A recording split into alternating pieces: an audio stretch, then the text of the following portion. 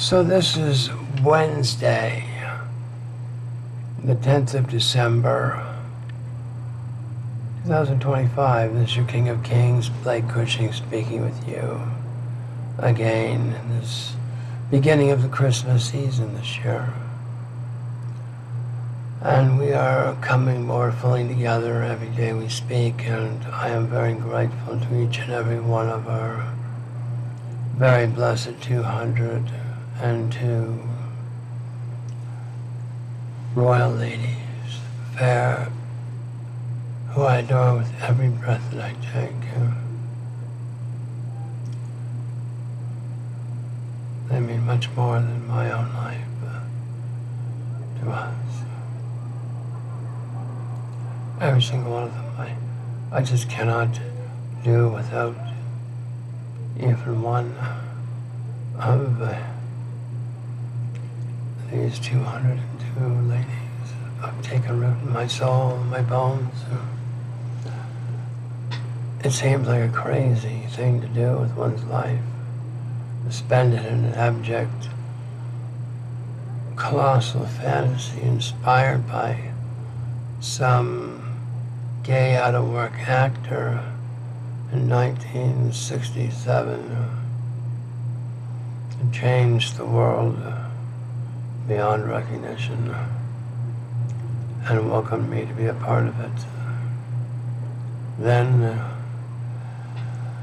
and we are now as well, all of it as a consequence of being blessed by her at 4 years of age, to tell you the truth. I'm not going to be pulling any punches around here. I'm going to be actually not hiding either, which is going to be real hard for me to do. Because I have other people's anonymity to protect. I don't feel comfortable about, for instance, calling Vladimir Putin my Tsar, but that's in fact what he is. He's also our Archangel Gabriel.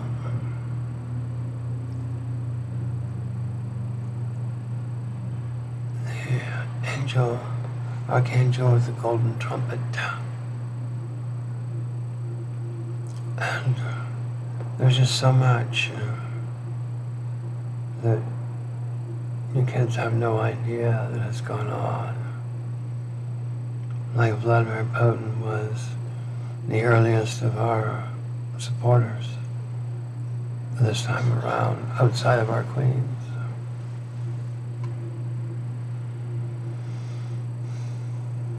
He introduced us to all of Russia one New Year's Eve. I think it was 2019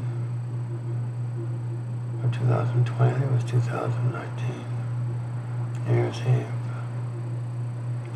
The Son of God. I thought that was kind of sort of secret. But that's not such an odd thing. So is everyone else. Being a son of God is no big deal. Being a chosen son of God, to be her King of Kings and representative on this planet is an entirely different matter. And I could not have this post unless I was both born to it and had earned it, beyond any shadow of any doubt whatsoever. We've been offered no freebies, but an enormous benefit of having the presence of God move under our skin. She likes to do that with you as well. But you have barriers to the experience of the miraculous in your lives. You cannot believe in that which you cannot defraud, bend, fold, mutilate, or sell, or restrict others from the use of.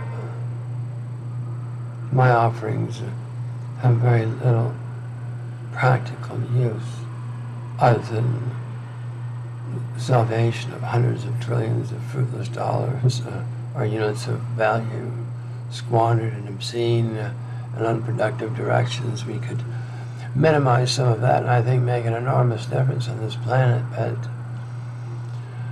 that's just your barely educated King of Kings speaking to you. I'm not even a lawyer, you know, so what good am I? But then I've not pledged my troth to any system's bar either. And we've been studying metaphysical laws for the past 58 years. Passionately, and so I could see no value in us even beginning the study of man-made laws. And that was much to my own cost.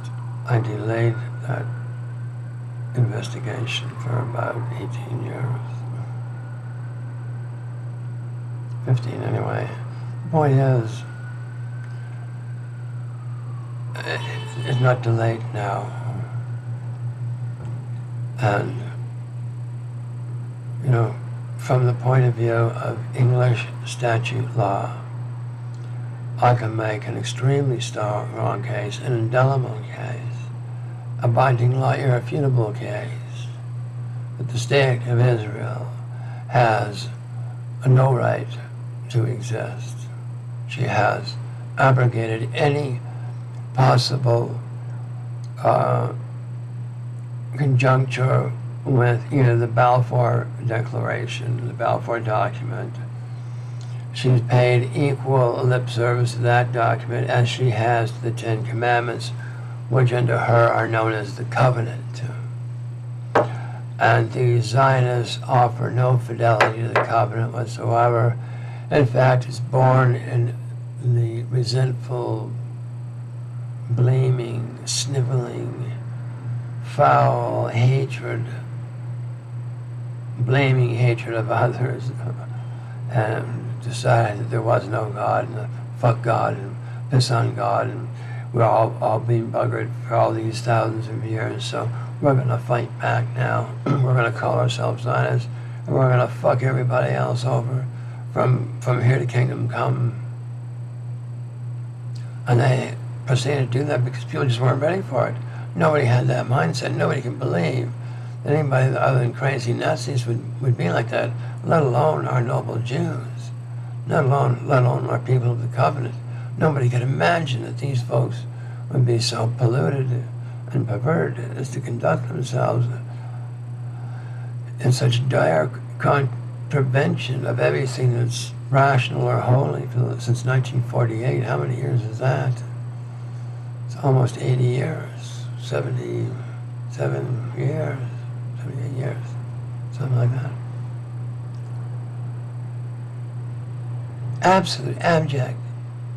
Prior to signing the document, already colluded in sickening blaspheme and treason to the document itself before it was signed and after it's signed, and has been growing deeper every moment since.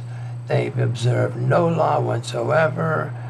Any kind of international law or God's law was kissed into the wind by these self-entitled, insouciant, hate-fueled, basically turds of humanity, if you want to know the heavenly perspective on things. Shameful, turdly examples of humanity, nothing but wiggling turd factories is all you can hope for out of these Zionist folks. They're a shameful crew.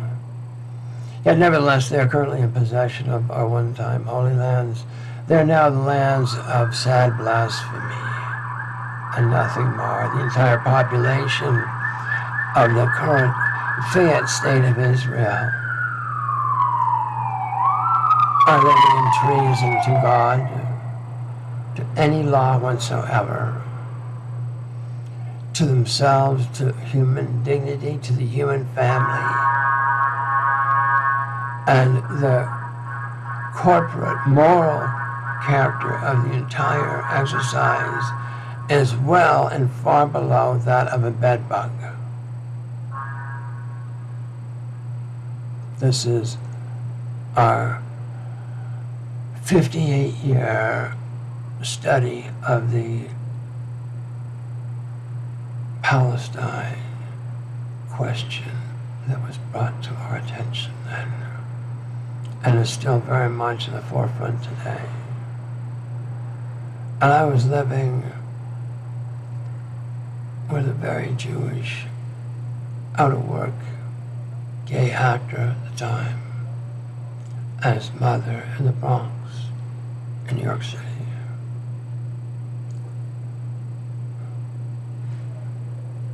And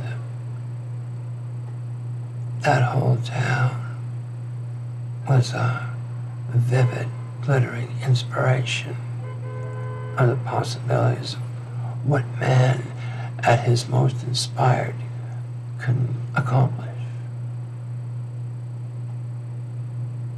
Everybody who was anybody was living in New York City at the time, or California. But I never really fit into the hippie thing, you know. I couldn't figure out what they're all saying about, and you know, it is a staggering thing to find out what they're saying about a gym. Anyway, this is the truth. I can't pretend it wasn't or it isn't any longer. There's no point in doing so. I'd be just beating a dead horse. The point of the matter is that the current state of Israel fails in English statute law. It fails in divine law and any kind of religious law whatsoever. These Christian Zionists are nothing more than monkeys in a zoo. Trained seals. Some of them on steroids and some of them not.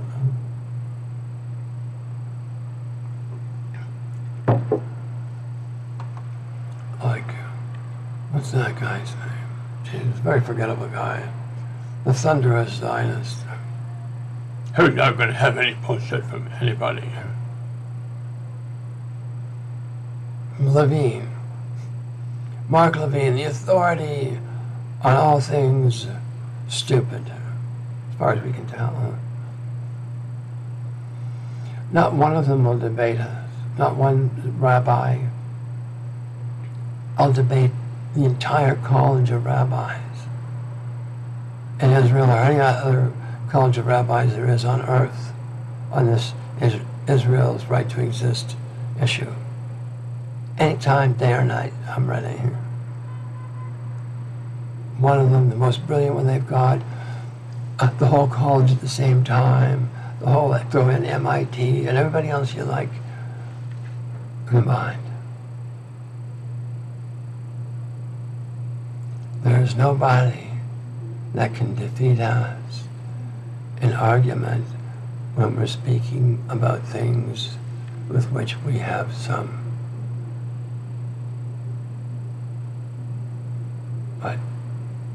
intimate conjecture, at least. I'm your King of Kings. I'm the best one you've ever had. You've never really had a true king before, and you have one now.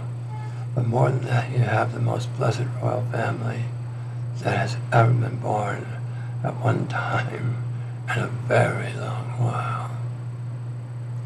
And so you're kind of lucky to be alive today, right now. This 10th day of December, 2025. Merry Christmas, kiddies. Just beginning. Merry Christmas.